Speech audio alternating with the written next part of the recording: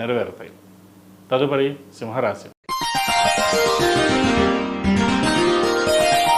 సింహరాశి వారికి ఈ వారం అనుకూలంగా లేదు.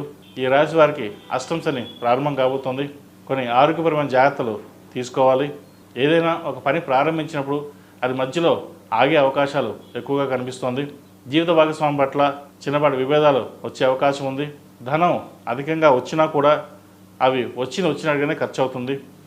ఎలా వచ్చింది ఎలా ఖర్చు అవుతుందో కూడా తెలియకుండా ఉంటుంది. కాబట్టి ధనం ఖర్చు విషయంలో కొన్ని జాగ్రత్తలు తీసుకోవాలి. ఎంత సేవింగ్స్ చేస్తే అంత మంచిది. ఎందుకంటే వీరికి అష్టమ శని ప్రారంభం కాబోతుంది. డబ్బు ఉంది, రేపొద్దున వస్తుంది, ఇప్పుడు ఖర్చు పెట్టేద్దాం, తర్వాత చూసుకుందాం అని ఆలోచన చేస్తారు. కానీ ఆ టైంకి డబ్బు రాక ఇది ఖర్చు పెట్టడం వల్ల మళ్ళీ ఇబ్బంది పడాల్సి వస్తుంది. ఇటువంటి విషయ వ్యవహారాల్లో ప్రత్యేకించి శ్రద్ధ తీసుకోవడం చెప్పదగిన సూచన. ఒకవేళ ఖర్చు పెట్టదలుకుంటే సేవింగ్స్ చేయండి. ల్యాండ్ కానీ, ఇల్లు కానీ, లేదా గోల్డ్ మీద ఇన్వెస్ట్మెంట్స్ కానీ ఇటువంటి ఇన్వెస్ట్మెంట్స్ చేయండి. అంతేగాని ఎవరైనా అప్పు అడిగారు సహాయం చేద్దాం, వాళ్ళు రేపు ఇస్తారు, లేదంటే ఇంకో దాంట్లో ఇన్వెస్ట్మెంట్ చేద్దాం అది రెట్టింపు అవుతుంది అనే వాటి మీద వెళ్లకుండా ఉండడం అనేది చెప్పదగినది. అలాగే వ్యాపార విషయ వ్యవహారాల్లో వ్యాపార పరంగా మీకు బాగుంటుంది. అయితే లాభ నష్టాలు అనేది మీరు చూడకుండా ముందుకు వెళ్తారు. ఈరోజు లాభం వచ్చిందా నష్టం వచ్చిందా అనేది చూసుకోకుండా వ్యాపారాన్ని కంటిన్యూ చేస్తారు. ఒక్కొక్కసారి నష్టాల్లోనే ముందుకు తీసుకెళ్తారు. అటువంటి విషయ వ్యవహారాల్లో కొంత జాగ్రత్తగా చూడడం అనేది చెప్పదగినది. ఇల్లైనా, ఉద్యోగమైనా, వ్యాపారమైనా ఈ మూడిట్లో ఏదైనా సరే ఏ మాత్రం పొరపాటు వచ్చినా నష్టపోయేది మనమే. ఇటువంటిది విషయంలో మనకు ఎవరు సపోర్ట్ రారు. బాగున్నప్పుడు అందరూ వస్తారు, తినేస్తారు, వెళ్తారు, లేదా డబ్బులు అడిగి తీసుకుని వెళ్తారు. కష్టాల్లో ఉన్నప్పుడు మీకు దూరంగా ఉంటారు. అయ్యో కదిలిస్తే ఎక్కడ డబ్బు అడుగుతారో, ఎక్కడ ఇన్వెస్ట్మెంట్ చేయమంటారో, ఇంకోటి ఏం అడుగుతారో అనే యోచన చేస్తారు. చివరికి సంతానం అయినా సరే.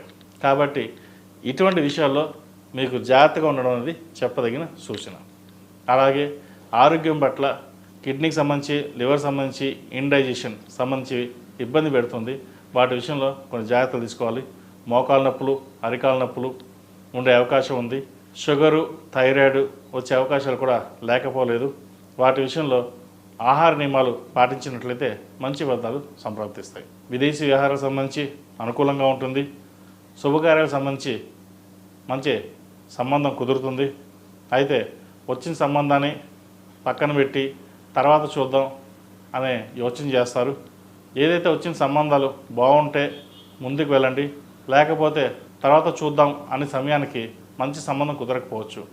ఇటువంటి విషయ వ్యవహారాలు కొంచెం జాగ్రత్త వహించి ముందుకెళ్ళడం చెప్పదగినది. ఈ రాశిలో నిర్మించిన స్త్రీలకు వృత్తి ఉద్యోగాల పరంగా, వ్యాపార పరంగా సానుకూలమైన పరిస్థితులు గోచరిస్తోంది. ముఖ్యంగా వైద్య వృత్తిలో ఉన్నవారికి అనుకూలంగా ఉంది. విదేశీ వ్యవహారాలకు సంబంధించి సానుకూలపడతాయి. విదేశాలకు వెళ్ళాలనుకునే వారికి అనుకూలంగా ఉందని చెప్పచ్చు. అక్కడికి వెళ్ళి చదవాలనుకునే వారికి, ఉద్యోగం చేయాలనుకునే వారికి కూడా ఈ వారం బాగుందని చెప్పచ్చు.